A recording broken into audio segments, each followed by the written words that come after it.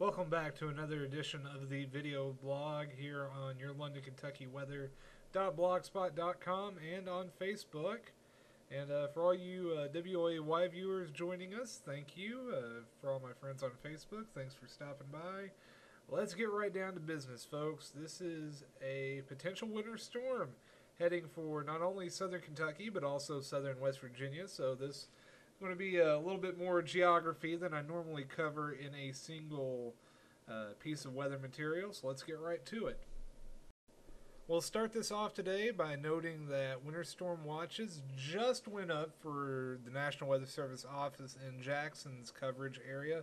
Those take effect on Friday morning and run through the entire day on Saturday. I suspect Louisville, Charleston, and Blacksburg will all be issuing winter storm watches probably within the next 6 to 12 hours because it looks like most of their warning areas will be picking up on some significant snowfall.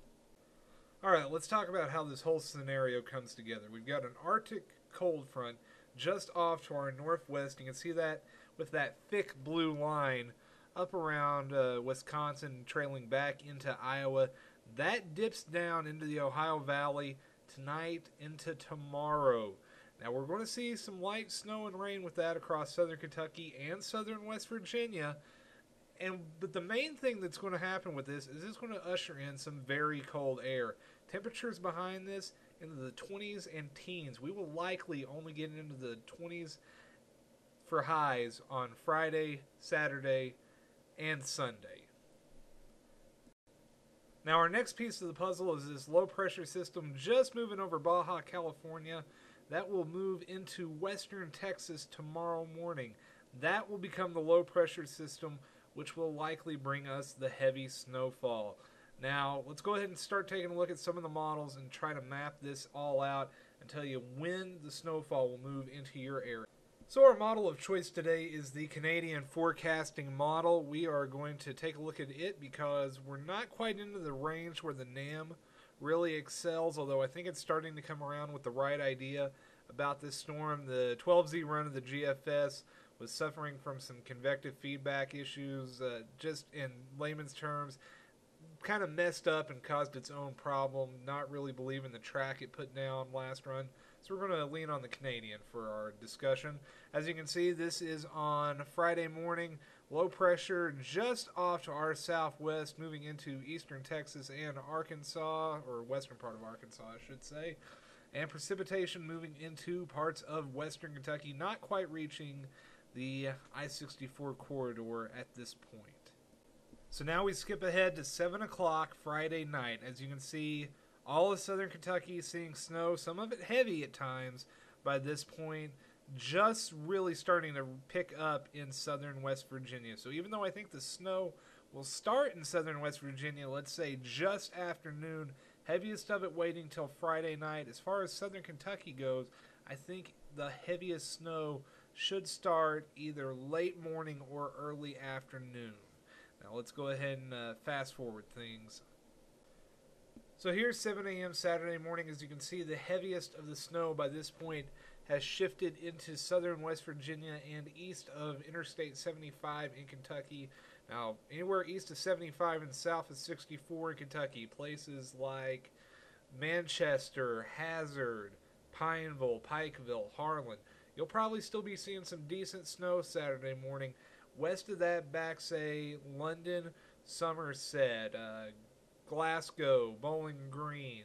Those areas should be wrapping up on the snow by that point. Going to be continuing, though, for eastern Kentucky, at least through Saturday evening. And as far as West Virginia goes, this is when we'll really be picking up on our heaviest snow. Places like Bluefield, Hinton, Lewisburg, Pipestem. You will be seeing the heaviest snow on Saturday morning. And it's definitely looking like south of Interstate 64 is going to be picking up the most snow in both Kentucky and West Virginia.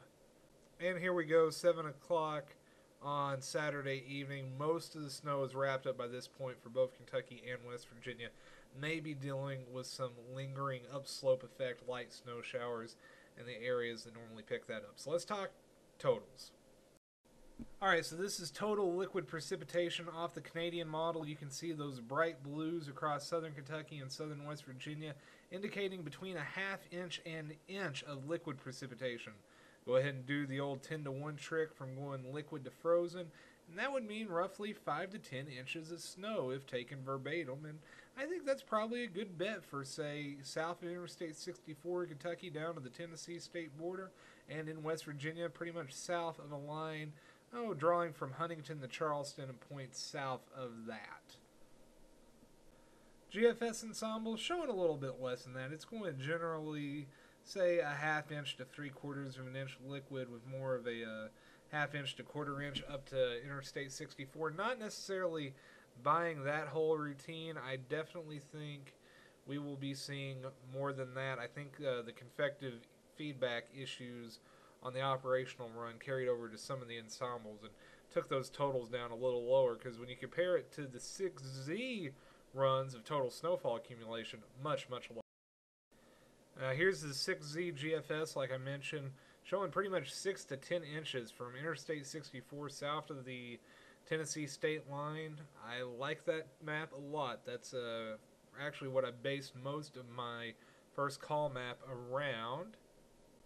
And speaking of that first call map, the moment you've been waiting for, here it is. Snowfall totals Friday through Sunday morning. Pretty much south of the green line you can see at the bottom of the map, it's going to be all rain. Between the green and the pink, a wintry mix of sleet, freezing rain, and snow, ending as some light snow, about 1 to 3 inches for most of those folks. Probably on the lower side of that. You can't roll out some minor ice accumulations before that snow starts sticking. Between the pink and the blue on the Kentucky-Tennessee state line, we're going to call that a general 2 to 6 inches. There is going to be a very sharp cutoff from the people that see heavy snow to where that wintry mix freezing mess line is. But once you get above that, you're looking at a widespread swath. We're going to be saying probably close to 75 to 100 miles wide of 5 to 10 inch snowfall, with even more than that in the highest elevations. As you can see, between those blue lines, 5 to 10 inches with isolated higher amounts, but in that red little blob in eastern Kentucky and southern West Virginia, we're going to call it 6 to 12 with isolated higher. And between the blue and the white line up north, just 1 to 4 inches. So a very sharp cutoff between the haves and the have-nots as far as the heavy snow goes. Looks like Kentucky's going to be a winner from this. The best chance of a heavy snow is going to be between Interstate 64 and the Kentucky-Tennessee state line. And for you folks in West Virginia, if you're south of Charleston, you're probably going to see a good snow out of this. That's all we have for right now. I will have more updates as they become available and necessary.